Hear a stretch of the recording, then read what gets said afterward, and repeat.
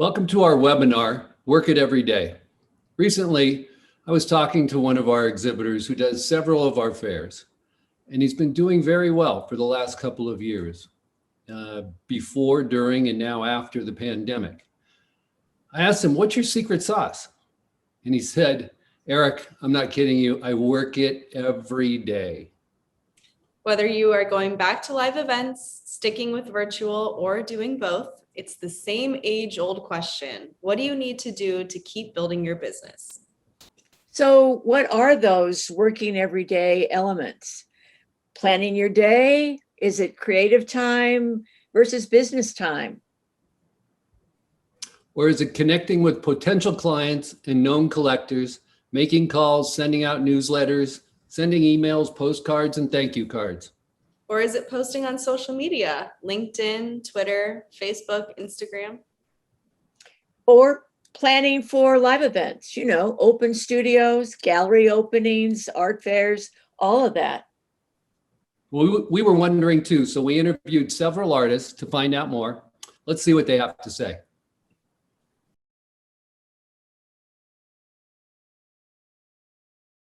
So I want to welcome Tysen Knight. Tysen and I have known each other for a couple of years now, and we have something in common. We both live in the Coachella Valley, where it's hot in the summer. But Tysen's been very successful. He does a lot of paintings, and in fact, I even sold one for him a couple of months ago. Absolutely, that was fantastic. Yeah, appreciate that. Yeah. So, hey, Tysen, good to see you.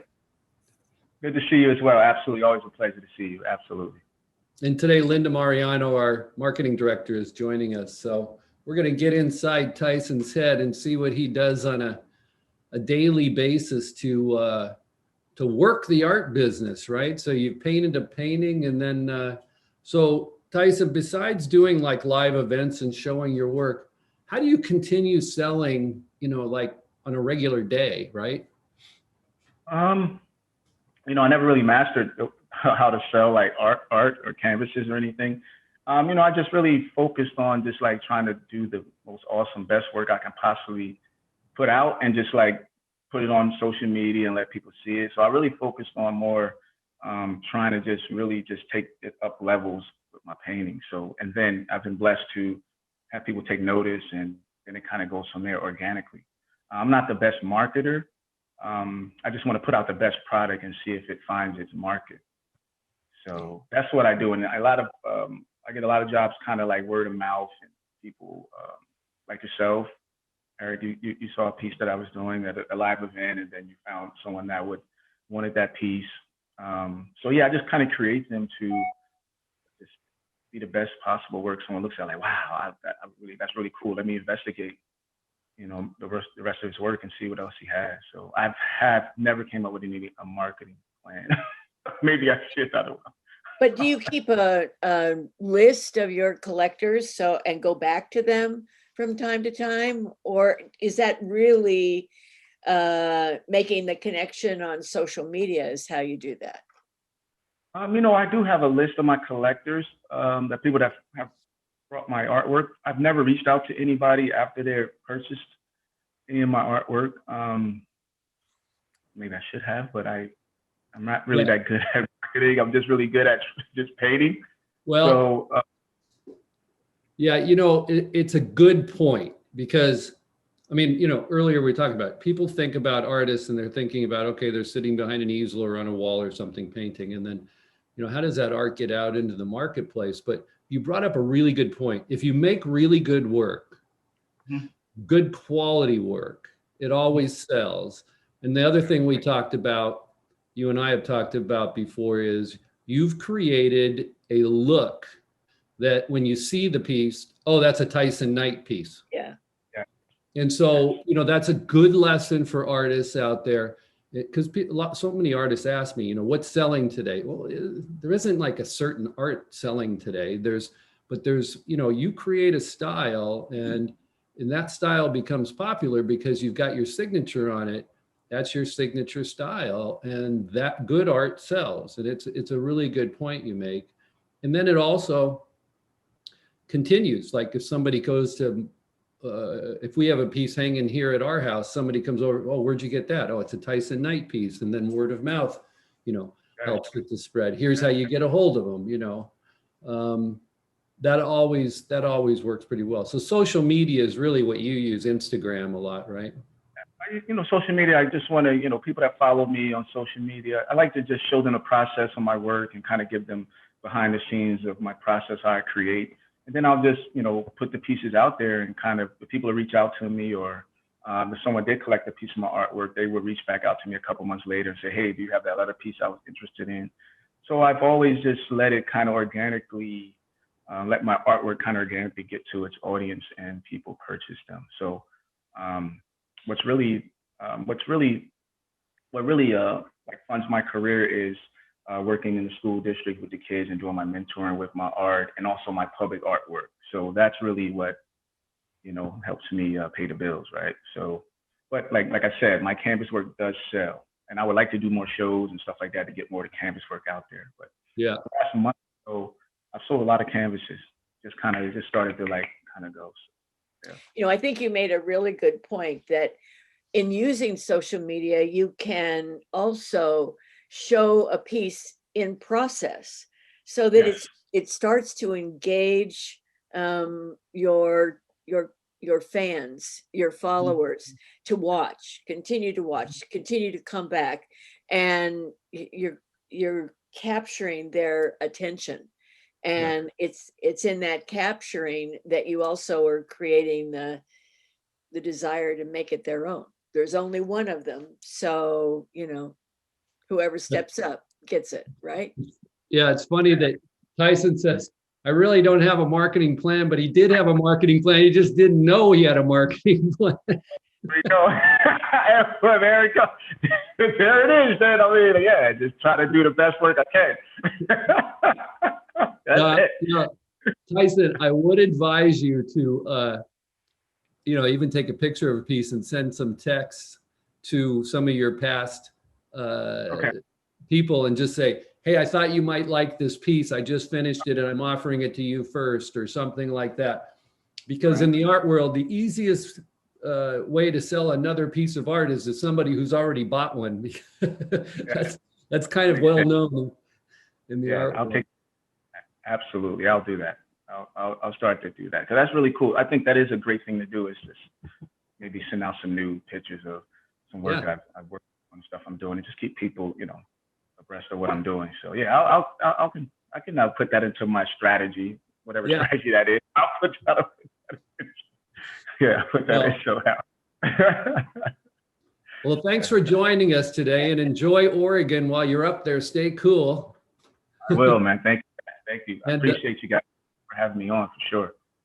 Yeah, and after we get back, we're still going to have you over here for lunch one day. I keep threatening you with that. Absolutely, that'll be a pleasure. It'll be an honor for me to come by.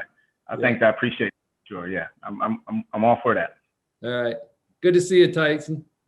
See you guys. Bye. Enjoy your vacation as well. All right, see you guys. Thank you.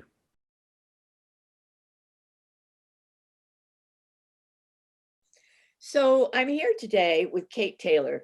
Kate's an amazing artist. She does some of the Redwood Art Group fairs, as well as other fairs. And she's based in Canada. And one of the things that I so love about Kate's work is her use of color. And, she does a lot of things to create the business side of her career. And so, Kate, our theme is work it every day. So I'm wondering, besides those live events, what do you do to continue selling your work? Well, I have to say that one of my personal mantras, I guess, as being an artist is making sure you really understand the importance of the business of art. And I think that, as much as you can have wonderful, amazing work in your studio, if you can't get it out there and you can't expose it to people, then it's really hard to make that a business versus a hobby. So I really try and apply, a bit of a business focus on it, where I know that there's a portion of it, of course, that is working in the studio and having fun in the studio and kind of letting free in the studio. There's also the part of being in the studio where you're you're painting for a specific goal. So it might be a commission or it might be a color palette for a show. But then there's also all the administration that goes around it. And I think that the more successful you become as an artist, I find that that balance between in the studio and your administration ends up being almost 50-50. Like it really takes probably about 50% of your time to update your website, to document your work properly, to apply for fairs, to follow up on commissions, to do your accounting, you know, remit your taxes, all that yucky stuff that you have to do to make it successful. Well, you know, so I know that you send out regular newsletters of what you're doing, what's happening. So you must keep an email list of all of your clients. And how often do you reach out to them, or do you reach out to them personally ever?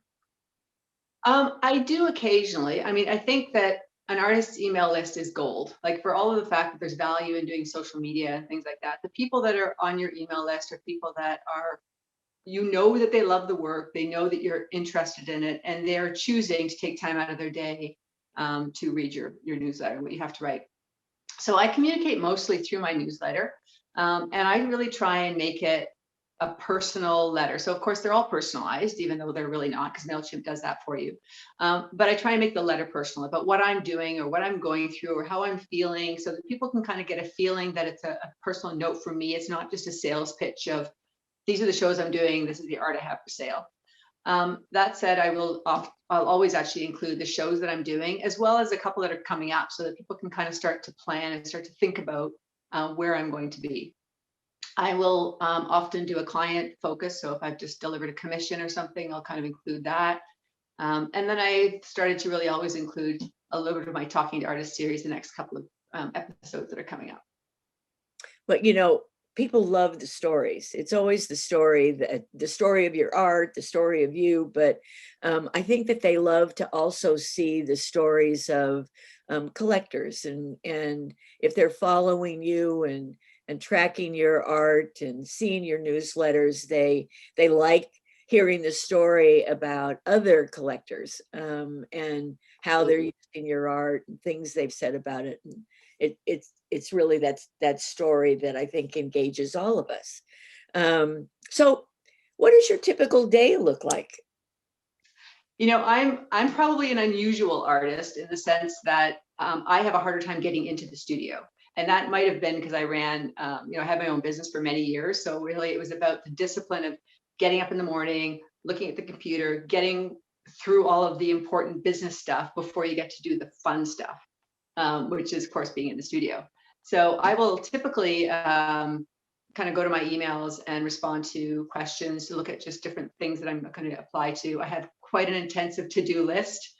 And every day I try and actually have 5 things on that list that I'm going to accomplish that day. So some of it will be administrative, and some of it will be backgrounds or starting commissions or creating something specifically for a show. In the summer when it's hotter, I'm actually trying to shift that so that my studio time is in the morning, and then I have sort of the administration stuff more at night. I just tend not to be a morning person, so it takes me a while to get going. Oh, that's exactly the opposite. We were talking to Shima Shanti earlier, and she gets up at 5:30 every morning and goes straight into the studio. And that's kind of her creative time. And then, you know, 9 o'clock, 10 o'clock, whatever, then she starts her quote unquote day and does the business side of things.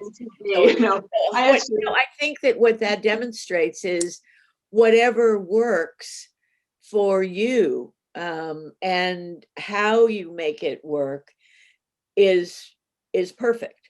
But I think that the number one message in all of this is that and one of the things that, you know, you and I have had this conversation before about the business side of being an artist. And so many artists are reluctant about that. And it is absolutely the way to turn, as you put it, a hobby into a career and really making it a viable business.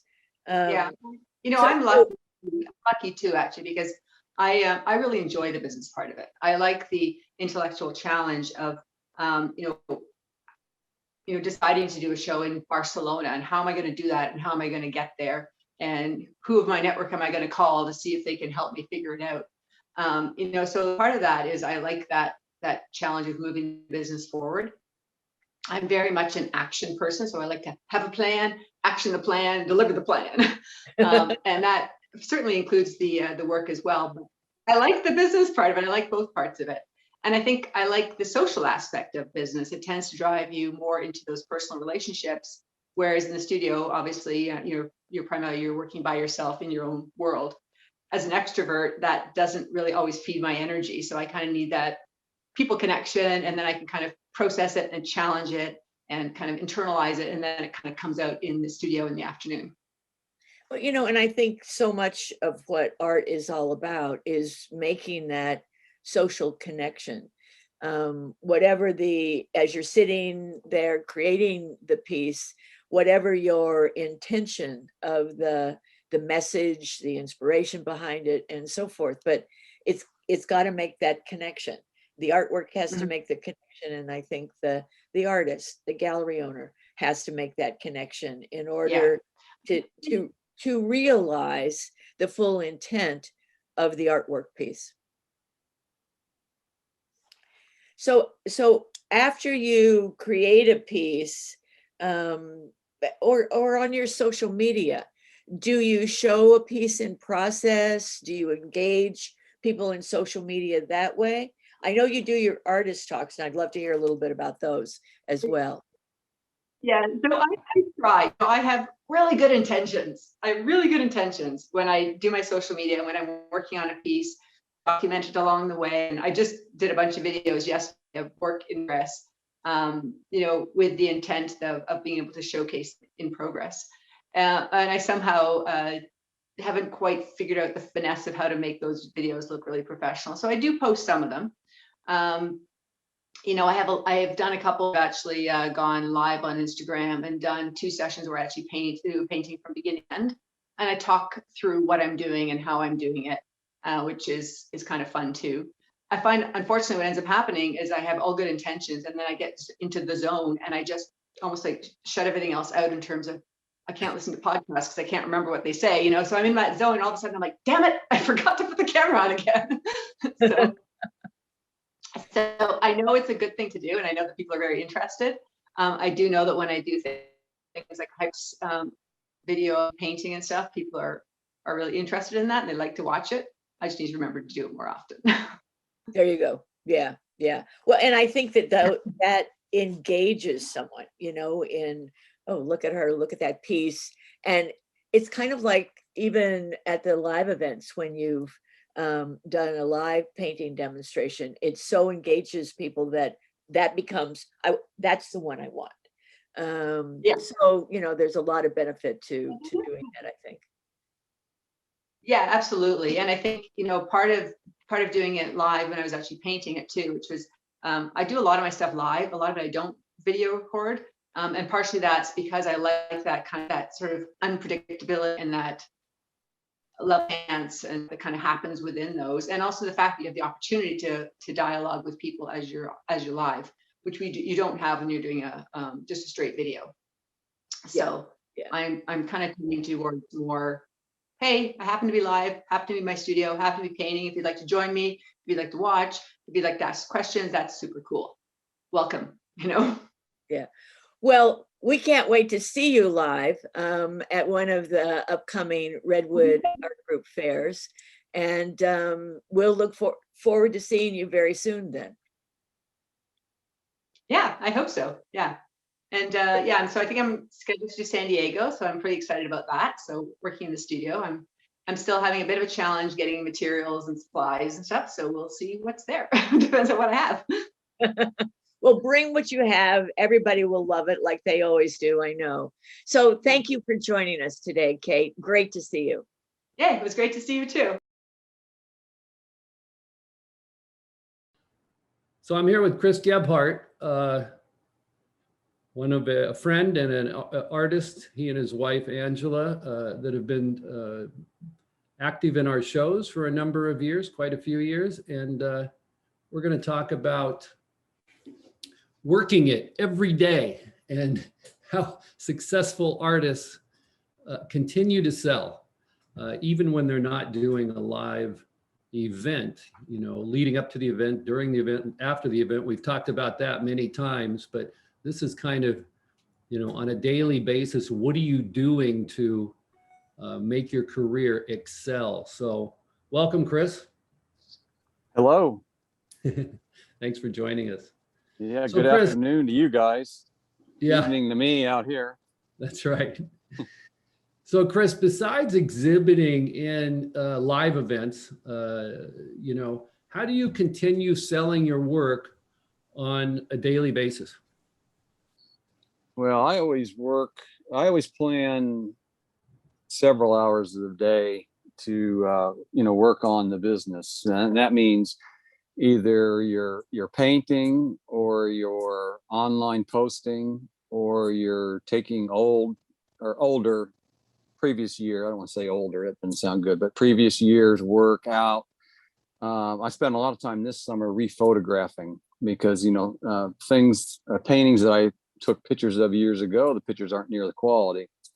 So this last 6 months, I've been digging out paintings that are in our inventory and rephotographing them with much better cameras. And I just use iPhone, updated iPhones. I just got a new one today. That's one thing I don't skimp on. I always try to have the best cameras. And I just pulled one out that's probably 6 years old, and I didn't like the photos online, and I redid all the photos, and it sold last week with the new photos up. So, and it was a $15,000 painting. So, it's just like conditioning. I think, you've got your basics, for me, it's either you're going to paint or you're going to market, and I do marketing Mondays, which really I wind up doing every day, trying to post something, whether it's Instagram or Facebook, showing it in a different light. I just have to have activity every day that's promoting the art. Right. Yeah. And, people come to our events or go into a gallery and they think about artists, and all they think about is them sitting in front of a canvas painting, right? But it's so much more. No, it's just like the music business. There are so many great musicians and singers, but they don't make any money at it. And I was lucky to follow a rock star around for 6 years, and he worked every day something, whether it was arranging a song, writing a new song, rehearsing. And that's really where I learned it from. If your art, you've got to support that every day. And it might mean that we're going to jump in our vehicle and we're going to go somewhere, whether it's take a piece or show a piece. It's just like going out and singing your song. Yeah. You got to do it every day. Yeah. In my opinion. Yeah. Yeah. I remember you telling me the other day that you were delivering a piece in Upper Michigan, and your son Chuck was delivering a piece in the Keys, in Key West, right? Well, it was northern Florida, just north of Palm Beach, close. But yeah, It was really ironic because this all came together within 2 days. I just told him, I said, we had sort of a messed up shipping episode that happened, and I said, we got to correct this. So I called and said, hey, can you make a run to Florida? And he was, yeah. And because we're making one in Michigan, and exactly 10 a.m. on this last Saturday before morning, we were both at the collector's homes delivering. We were in northern Michigan, he was in northern Florida, so it was kind of funny. That's awesome. And for those of you listening, it's Kris and Angela paint in large format. So, the pieces are 4x5 to 8x8, and even larger. So not a lot of crating going on, more of wrapping and delivering, but some crating, I'm sure. Yeah, we do quite a bit of crating when, we're shipping long distances, but, and these crates get big, they're 300-pound crates. So, it gets pretty big. 2 or 3 people have to maneuver these things. So it's a pretty big deal when we install. Right. So you keep an email list of all of your clients? more of a text list. I don't use email, but I really communicate through text. I don't really communicate through email. Now we may send invoices because our invoices are very secure, and it's click to pay invoicing. And but really text is I've found to be the best for our particular collectors. And our collectors kind of fall into this category. They're business owners. They don't play around. They're just, they just want to get it done, and they're just happy to get the text and be on with it. So so you create a new piece. How do you get it into the market? First thing I do is get it up on social media.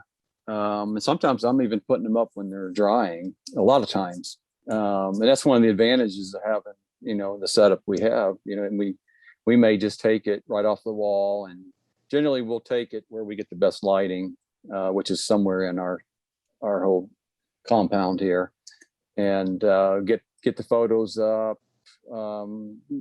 I'm pretty proficient with Photoshop, so I'll go in and do a little to make sure I'm getting the right colors.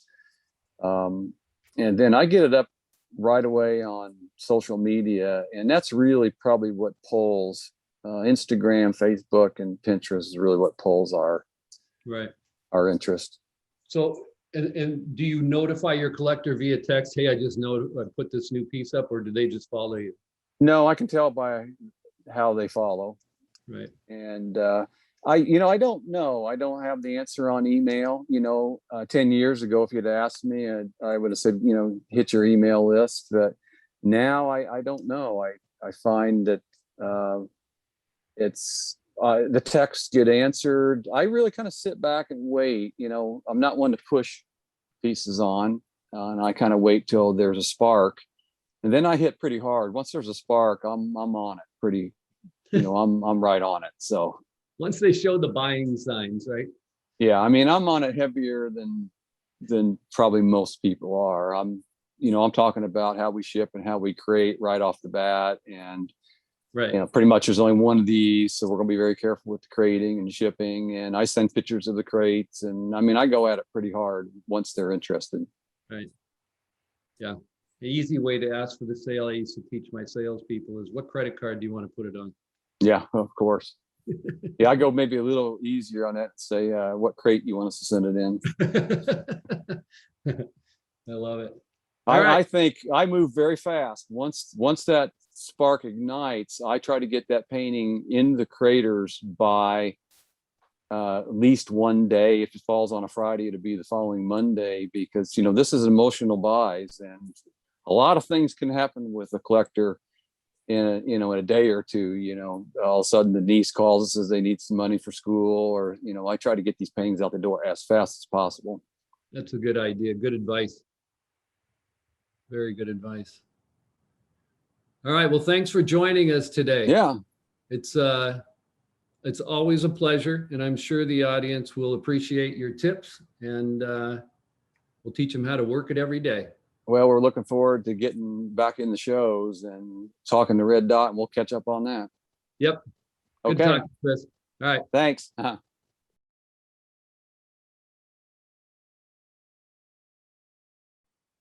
So today we're here with Shima Shanti, and welcome, Shima. We're so glad to have a chance to chat with you.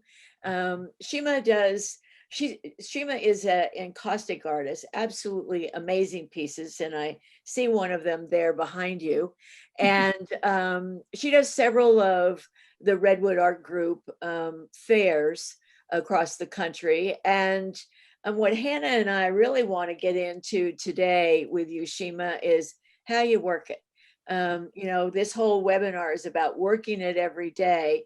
So besides your involvement in live events, and I know you've already been out on the road doing some live events, and some of the Redwood fairs coming up you'll be involved in, but how do you continue to sell your work when you're not at a live event?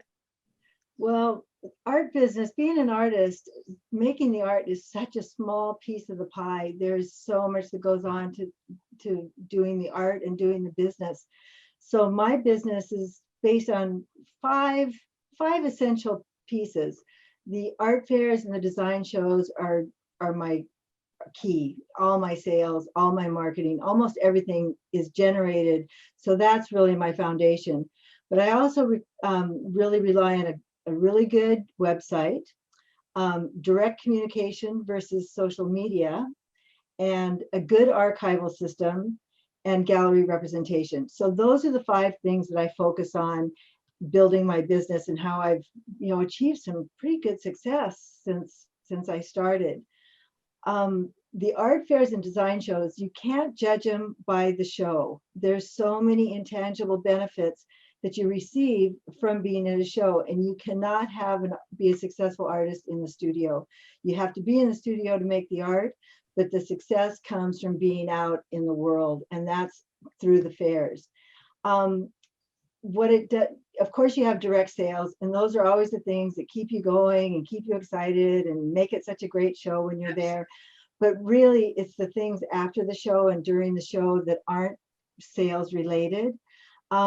It's one of the few places that artists can meet gallerists and seek gallery representation. It's a place where you don't have to cold call, and we all, none of us like to cold call.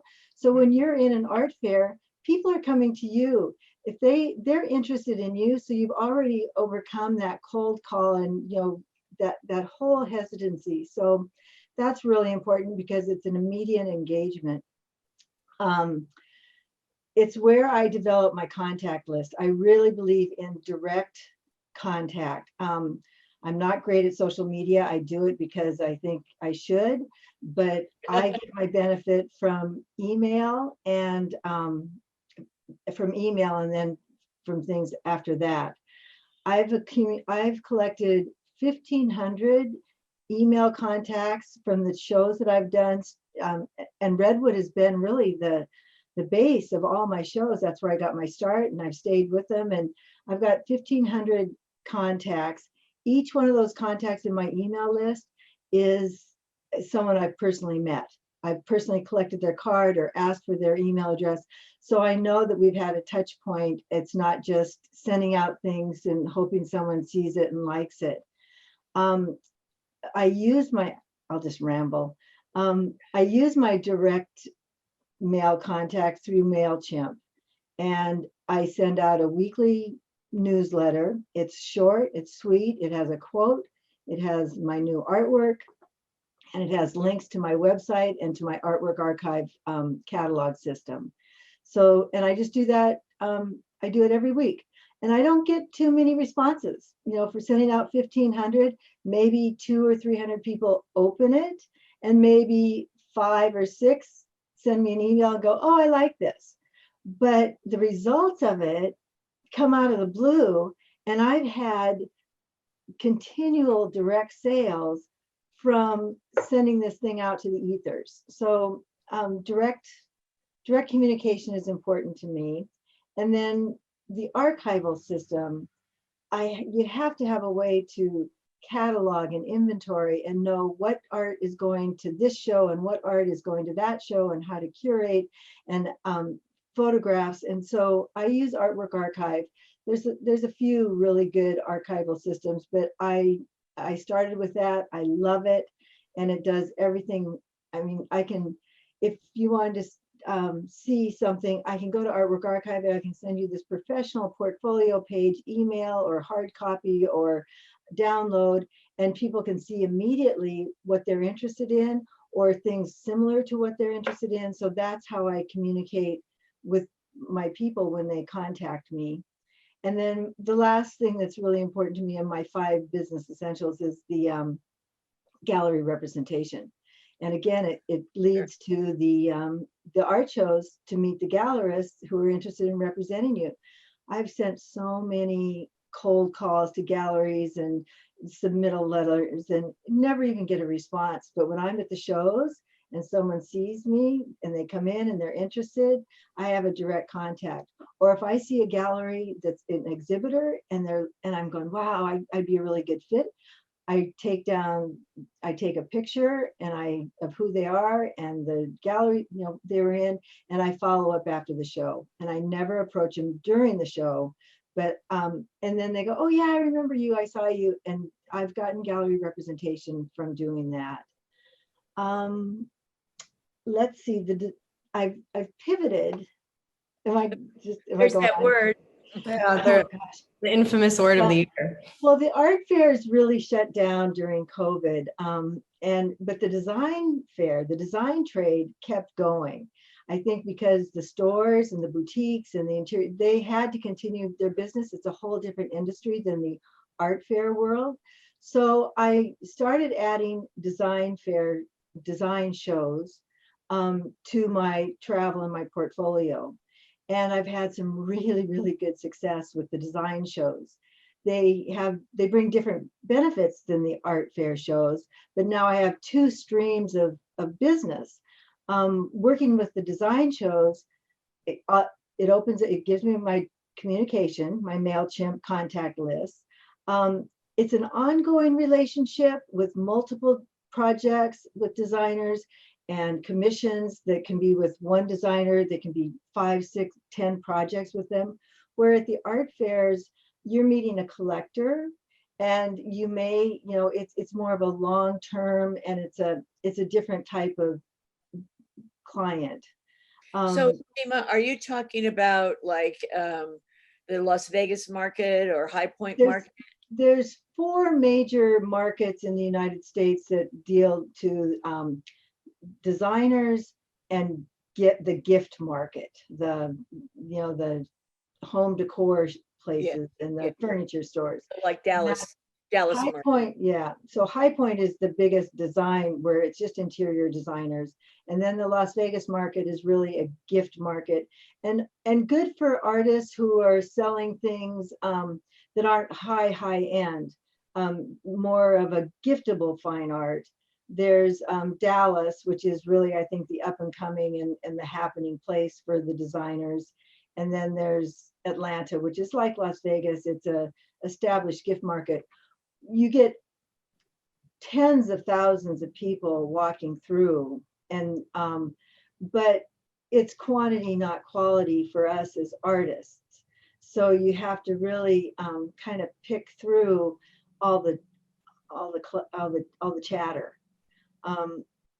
The art fairs are really where we want to be as artists, because that's where we're going to get the recognition and the credibility, and we're really going to define ourselves as contemporary fine artists. The design market is great if you're in the business of selling art, you're prolific enough to create the art, and you're willing to sell it at wholesale, which is like having a gallery represent you. The other good thing about the art shows and the design fairs is you meet influencers. There's people walking around, especially in the design trade, I notice more than the galleries, but there's these celebrities. They're on TV, they have their TV shows, they're, Oprah's creative director, and they walk the shows looking for something new and exciting. And there's not a lot of artists in this design market. So it's a perfect opportunity to get in. There's really just a handful of us. And so because we're so unique and we're not the same, there's a huge draw, and people are so interested in original fine art. So I think it's going to be a beautiful complement to my fine art fairs. So you're going to meet influencers, just like you'll meet gallerists at the art fairs. And then there's a lot of media and publishers. So I've gotten feature articles in magazines. It's just, you got to get out of the studio if you're going to be a successful artist. And, you have to have a discipline of making the art, because if you're not in your gallery or your studio every day doing art for a certain set amount of time, you'll get behind and you'll never be able to keep up with the demand, because the success is there. You know, Absolutely. Hannah, I don't know about you, but I'm wondering, what does Shima's typical day look like? I know. Oh, well, it's, I've created this perfect lifestyle. I mean, I just pinch myself all the time. I'm so blessed. I've got the solitude and the contemplation of being in my studio and just doing the art and just letting it flow. And then I I have that chunks of time, like weeks. And then I go out and do the shows and come back and have a couple weeks at home and go back and do the shows. The show season's heating up, so it's going to be a lot of travel. But thankfully, we had that COVID year, so I accumulated some inventory. But my day is, I get up, I'm very disciplined. I get up at 5 o'clock. I'm in the studio at 5 o'clock every morning. And between 5 and 8 or 9 o'clock, I paint. And I do it without any distraction, no email, no telephone, sometimes music, sometimes just total silence. But it's really my time to connect to my spirit and to just kind of be in that contemplative mode. And it sets the tone for my day. And I find that if for some reason I distract myself and, oh, I got to go check something or I got to do this, I lose the ability to create really beautiful art. So I only do my inspirational art at 5 in the morning. By 8 or 9 o'clock, it feels like lunchtime.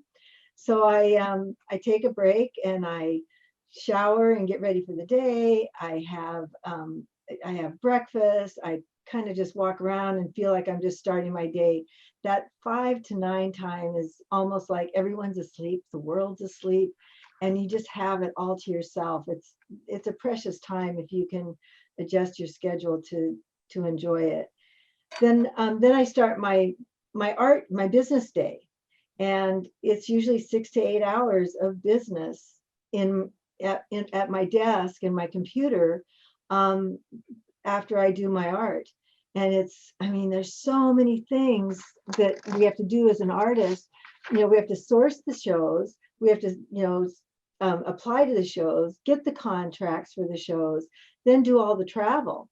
And then when we're traveling outside of our location where we can't drive somewhere, now we're having to work on all the shipping and the crating and the freighting. And whoa, that is just like, it's a lot of, we call it tuition. All our mistakes are tuition. And then, so there's all the getting the shows lined up for the year, and I'm already planning into 2022. And then you have to be the travel agent. You have to keep your supplies and inventory, set up so that when you're ready to ship something, you've got the right crates and boxes, and you've got the right enough paint to do the painting and cradle boards. I buy my supplies in bulk. I get my cradle boards out of Montreal, Quebec, and a pallet at a time. I buy 50 pounds of beeswax medium at a time, and now I think it's going to increase to 100 pounds. So it's really being prepared and just thinking so far ahead so that when you get that big opportunity, you don't go, oh, I can't do it because I'm missing a part. There's a lot of manual labor in being an artist, and there's all the administration with the marketing. Hannah, you know this. It's and Linda, it's having a good archival system, having good photography, having organization, being able to go to a piece of artwork and seeing exactly where it is and where it's been and what shows it's been in and who purchased it and when they purchased. I mean, without artwork archive, I don't think there's any way to be a successful artist. I mean, there's just no way.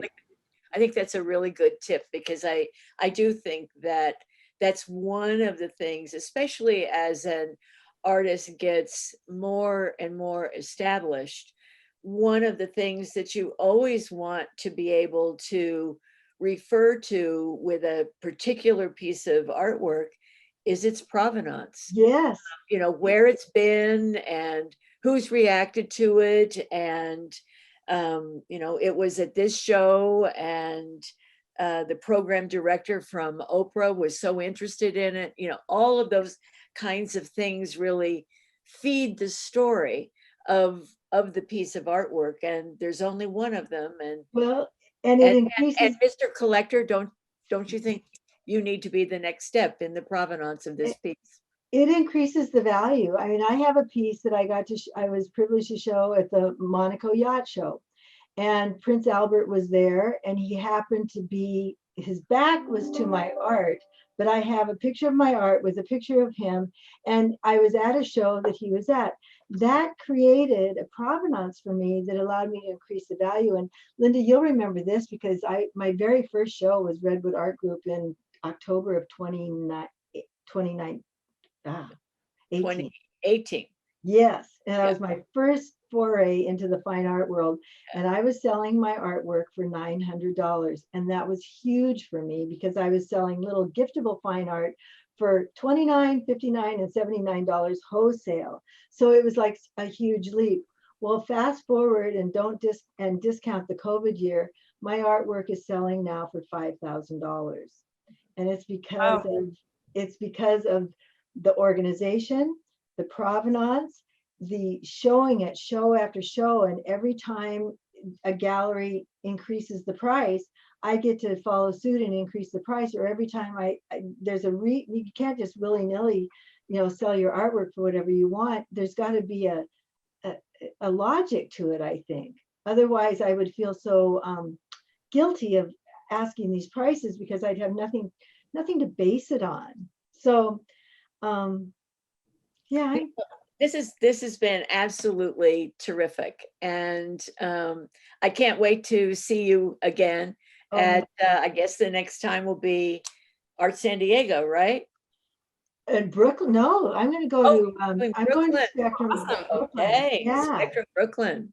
Yeah, And I think you are the perfect example of an artist that works it every day. I think a lot of people think of artists as just kind of waking up in the morning and painting until they go to sleep, but it's so much more than that. And I think you gave everyone such great insight on, a typical day and exactly what you have to do to be successful. It's a real job. I mean, it's an 8-hour job of administration on top of your 4 or 5 hours of painting, and then your travel, and that's why you just have to love it. You have to be passionate about it, which is why I've discounted some of the things I don't include in my work at day because I don't have an interest in them. So it's like I'm not going to do something that I don't totally love, or I won't do a good job at it, and it won't bring me any success. So I would say pick the things you love to do and then build your business on that.